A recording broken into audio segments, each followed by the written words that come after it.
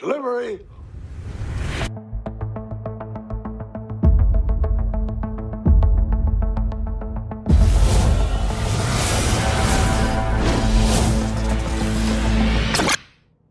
Is that you?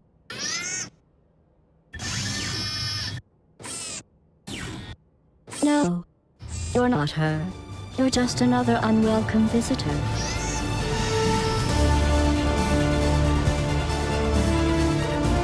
Many people have a fond memory of playing with Lego bricks. Whether it be your kids building a nice spaceship or your parents building a big Death Star, Lego has impacted many people. And with the success, Lego eventually tried making their own video games, and many people have continuously enjoyed these video games for years. From Lego Batman the video game to other franchises like Indiana Jones, Harry Potter, Lord of the Rings, pretty much any big IP Lego gets their hands on, they will try their best to make a good video game. And they've done a pretty good job with most games. But today, we're going to be talking about a Lego game that many people have forgotten about. A Lego game that, dare I say, is possibly the best Lego game to date. That game becoming the underrated crossover game, Lego Dimensions. So, let's dive into it. Now, in order to understand what Lego Dimensions is, we have to go all the way back to 2011, where a certain franchise became really popular and impacted the video game industry in ways that no one expected it to. That game being a little something called Skylanders. A few of you may remember what this game was, but for the negative 40 of you who have no idea what this series is, Skylanders was a series of platform action games that starred Spyro the Dragon, a character from the PlayStation 1 era. Aside from using Spyro purely for promotional work, this game really stood out because it used toys in the video game. I'm not talking about in-game collectibles, I'm talking about actual toys you would buy in a store. You see, the people who made this game wanted to make this game stand out, and they thought the best idea to do that was to actually implement toys as a part of the gameplay. And so, Skylanders became a massive success. And about 2 years after that, Disney decided to get in on this idea and made a franchise I think more people will be familiar with, Disney Infinity. And it was right after Disney Infinity came out that Lego decided to get in on this action. And after a long period of development time, Lego decided to officially announce the big Lego crossover game many fans had been wanting, Lego Dimensions.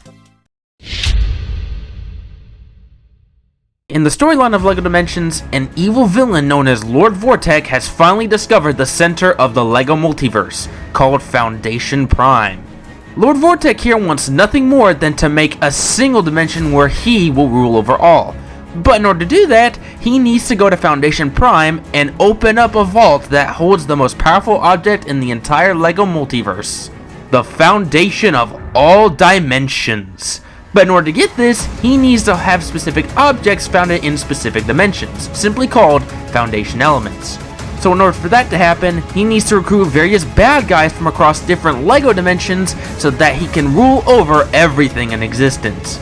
After capturing Robin from the DC Comics universe, Frodo from the Lord of the Rings, and Metalbeard from the Lego movie, Batman, Gandalf, and Wildstyle each team up to try and find out who took their friends. And in the process, they have to go to various Lego dimensions and also get Foundation Elements in order to stop Lord Vortek from completing his dastardly plot.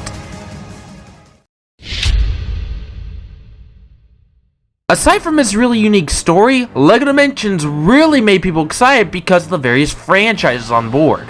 Now most of these are franchises that most people would expect to see in a LEGO crossover game. Stuff like DC Comics or the LEGO Movie or even LEGO Ninjago are the immediate franchises that come to people's minds when expecting a LEGO crossover. However, LEGO decided to actually do something bizarre. They literally added brand new franchises that they haven't done in the past.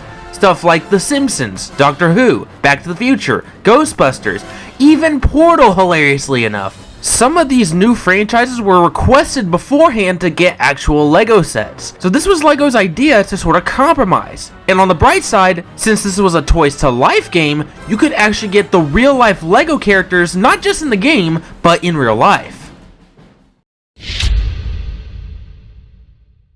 Even though this may sound like a really fantastic crossover, there was an unfortunate problem with LEGO Dimensions. and it all actually harkens back to the Toys to Life genre as a whole. Even though it sounds cool to use your toys in a video game, the way the first few Toys to Life games were designed were actually really terrible. You see, you could complete the whole game's storyline with just one character without going to a store and buying anything extra.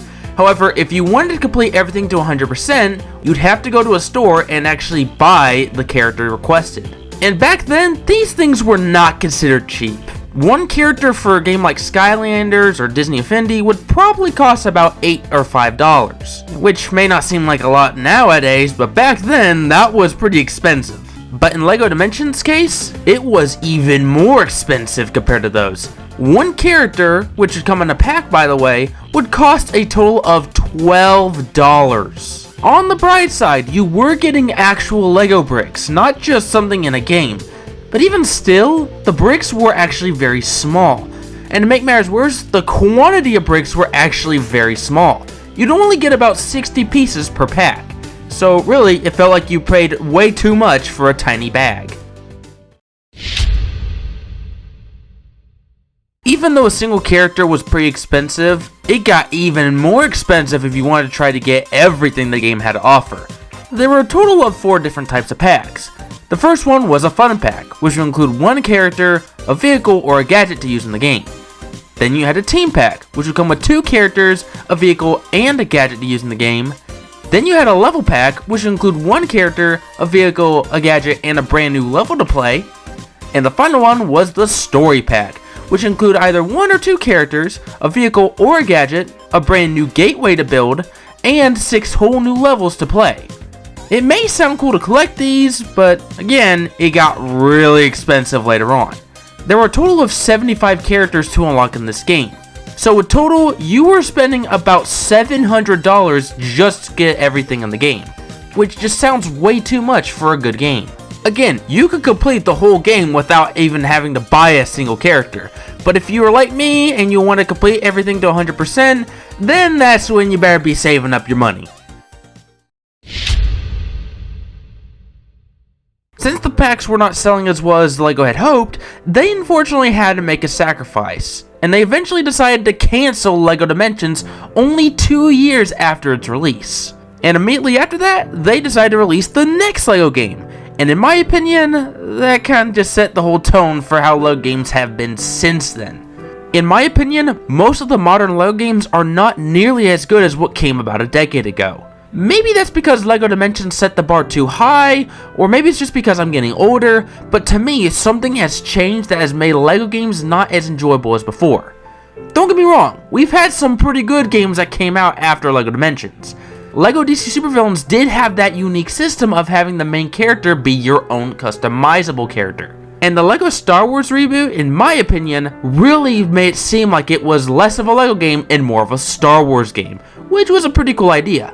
But even then, those 2 games did miss the mark entirely. Some of the dialogue in LEGO DC Supervillains felt really childish, which is weird because these are a bunch of villains you're playing as. And even though the LEGO Star Wars reboot really did make it feel more like a Star Wars game, I really miss what was approached in the first 2 LEGO Star Wars games. But the thing that really upsets me is that there was actually a lot more left for LEGO Dimensions than what Warner Bros. Was telling us.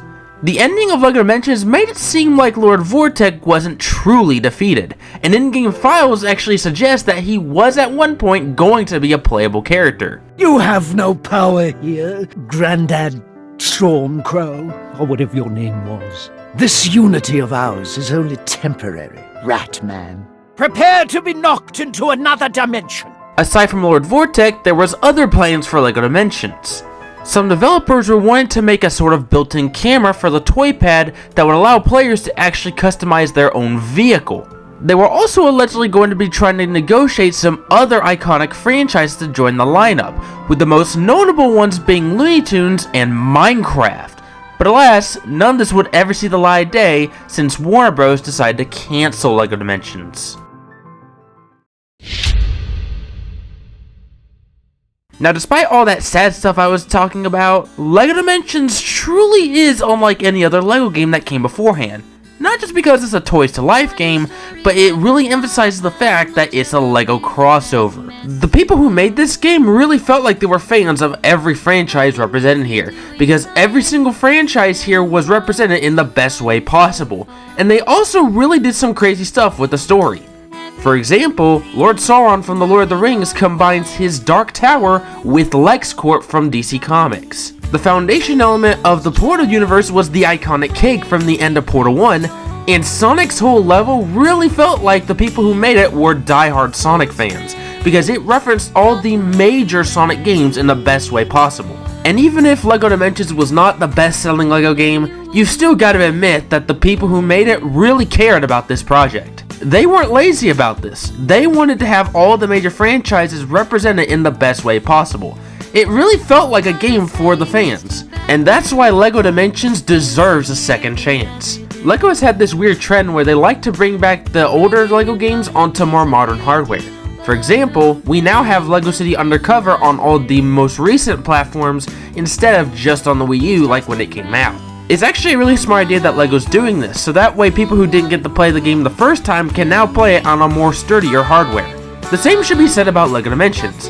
A lot of people did not buy this game, again, because it was a Toys to Life game. So imagine if LEGO decides to get rid of the Toys to Life aspect of the game and just release the game as a traditional $40 video game. Now if LEGO decides to do this, they are going to be met with all sorts of complications. The toy pad itself was used as a sort of extra controller, and they had an in-game gimmick that also stood out called Keystones. Replacing that would be a massive hurdle that the game would have to go through. And that's just for the technical side of things. That's not including the franchises that were represented in this game. A lot of these franchises are not actually LEGO sets anymore, so having to renegotiate to use all of these franchises just for one game would probably mean a lot more money being spent for LEGO. But rest assured, if they did all of this and promote the game to a very high degree, LEGO Dimensions could be back as a major LEGO game. And then that tease at the very end of LEGO Dimensions can actually be fulfilled. They could actually make a proper sequel. And just imagine the franchises that could be represented in the next game. They could add the franchises that weren't represented in the last game that they were trying to get before the game was cancelled. Dude, they could add LEGO Minecraft and LEGO Fortnite to this game. And I can assure you, if they decide to do that for a sequel, they will automatically gain many people's attention. But nonetheless, I hope this video was very informative to you, because I've seen a lot of people say they don't even know what LEGO Dimensions is. And it's such a shame because, again, this game is possibly the best LEGO game I have ever played. So if you guys like to check out more videos like this, let me know down in the comments down below. And while you're at it, why not hit subscribe? That way you can get notified when I put out any new videos. And as always, thank you all so much for watching, and I'll see you all in the next one.